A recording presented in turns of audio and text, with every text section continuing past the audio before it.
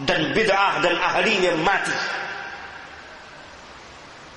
Karena Harun al-Rashid sangat kuat berpegang dengan sunnah.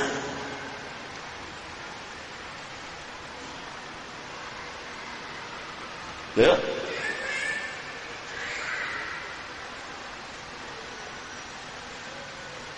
Pernah seorang ahli hadis besar yang bernama Abu Muawiyah Ad-Darir. Ad-Darir buta, orang yang buta. Namanya Abu Muawiyah, imam ahlul hadis. Satu hari dia menceritakan hadis kepada Harun al-Rashid. Dia mengatakan bahwa dia dapat hadis ini dari A'mash dari Abi Saleh, Abu Saleh dari Abi Hurairah. Itu hadis ihtajja Adam wa Musa, ma'ruf. Hadisnya riwayat Bukhari dan Muslim. Adam dan Musa pernah berdebat. Harun al-Rashid mendengarkan di istananya. Di situ ada pamannya, amiknya. Maka berkatalah pamannya Harun al-Rashid, "Aina iltaqaya ya Aba Muawiyah?" Wahai Abu Muawiyah, di mana kedua orang itu bertemu? Kalau Adam dan Musa pernah berdebat, di mana ketemunya, di mana? Kan jaraknya jauh. Lihat perkataan yang kurang ajar terhadap hadis Rasulullah SAW. Apakah kita mau mengajarkan Rasulullah SAW dengan bertanya di mana? Walhal ini perkara yang gaib. Mendengar pamannya bertanya seperti itu, membantah hadis Rasulullah SAW, maka Harun al-Rashid marah, ghadban syadidan, marah, sangat marah. Lalu dia berkata, "Engkau tentang hadis Rasulullah SAW? Wajib bagiku menyediakan pedang untukmu. Akan dibunuh ketika itu. Potong." Demikian tingginya penghargaannya terhadap hadis Rasulullah SAW. Bagaimana kalau Harun al-Rashid jadi khalifah pada zaman kita sekarang ini? Begitu banyak orang yang mendurhakai, menentang hadis, bertanya, mengoreksi, mengkritik Rasulullah SAW. Yang wajib bagi kita taslim karena perkara gaib. Rasulullah SAW telah mengatakan Adam dan Musa pernah berdebat. Titik, percaya. Al-iman wa tasdiq, taslim. Iman, membenarkan dan taslim. Makanya Harun mendengarkan dengan khusyuk. Tahu-tahu pamannya bertanya, "Wahai Abu Muawiyah, di mana keduanya berjumpa, bertemu?" Mendengar itu marah. Ya, Harun mengatakan, "Ata'taridu 'ala al-hadis?" Engkau membantah hadis? Wajib atas saya menyediakan tikar dan pedang. Disediakan tikar, disembelih di situ agar darahnya tidak muncrat kemana-mana. Maka minta ampun, minta maaf. Akhirnya dipenjara. Penjarakan dia dan jangan keluarkan dari penjara. Akhirnya dia minta maaf lagi, "Saya tidak sengaja, saya terlepas bicara demikian dan seterusnya." Baru dilepas. Jangan dilepaskan sampai beritahu pada saya. Sehingga sunnah dan ahli sunnah demikian kuat. Ahlul bid'ah bersembunyi jauh.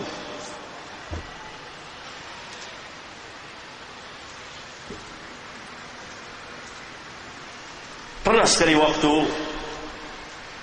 seorang masuk, lalu mendapati Harun al-Rashid lagi pegang pedang dan berdarah pedangnya. Di situ ada orang tergeletak, terputus lehernya. Lalu ditanya, "Kenapa ini?" Harun mengatakan, "Qataltuhu li'annahu qala al-Qur'anu makhluk." Saya bunuh orang ini karena dia mengatakan Al-Quran makhluk.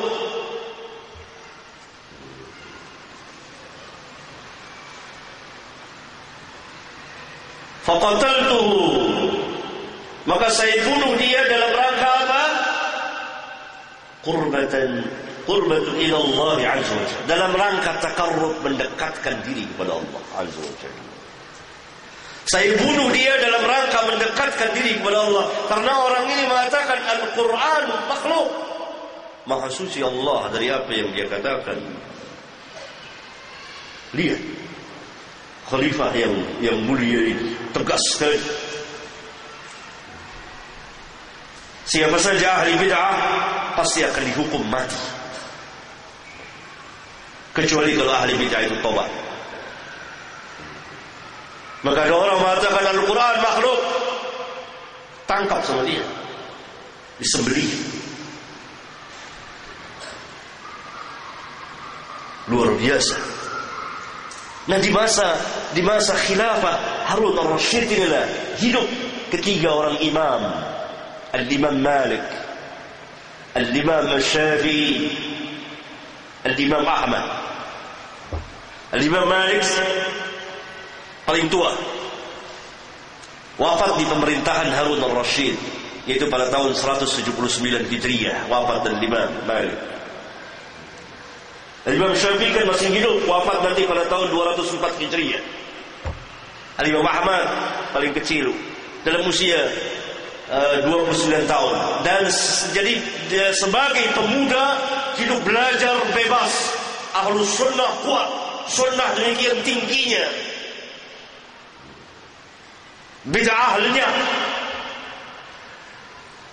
Oleh karena itu Fudail bin Iyad, antum tahu Fudail bin Iyad, imam besar, imam ahlul hadis, az-zahid, al-abid, al-alim, orang yang zuhud, orang yang alim. Fudail bin Iyad ma'ruf dari tabi'ut tabi'in. Fudail mengatakan bahwa saya senantiasa berdoa kepada Allah azza wa jalla agar Allah memberikan tambahan umur untuk Harun al-Rasyid. Karena kenapa? Karena di masa pemerintahan Harun al-Rasyid, sunnah demikian tingginya dan ahlinya, bid'ah lenyap. Hidup sunnah as-sahihah, orang qala Allah qala Rasul, dan berjalan di atas manhaj sahabat. Sampai kemudian mengatakan, saya berdoa kepada Allah agar Allah memberikan tambahan umur kepada Harun al-Rasyid dari umur saya ini. Maka para sahabatnya heran. Oh begitu. Ternyata setelah Harun al-Rasyid mati,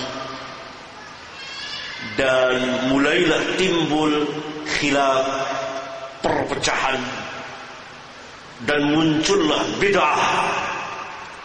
Maka sahabat-sahabat Fudail baru tahu kenapa Fudail senantiasa mendoakan panjang umur untuk Harun al-Rasyid. Karena begitu mati Harun al-Rasyid, mulailah bangkit sedikit demi sedikit ahli bid'ah. Harun al-Rasyid wafat pada tahun 193 Hijriyah. Maka khilafah pemerintahan jatuh kepada anaknya sebagai putra mahkota, yaitu Muhammad bin Harun al-Rasyid, yang digelari dengan gelar Al-Amin. Masa pemerintahannya singkat. Dia seorang tidak seperti bapaknya, fasik. Tapi tidak bisa bid'ah tidak bisa naik. Orang ini hanya fasik, merebut kekuasaan dari saudaranya. Oleh karena itu masa pemerintahannya singkat, dari tahun 193 Hijriah sampai tahun 198 Hijriah.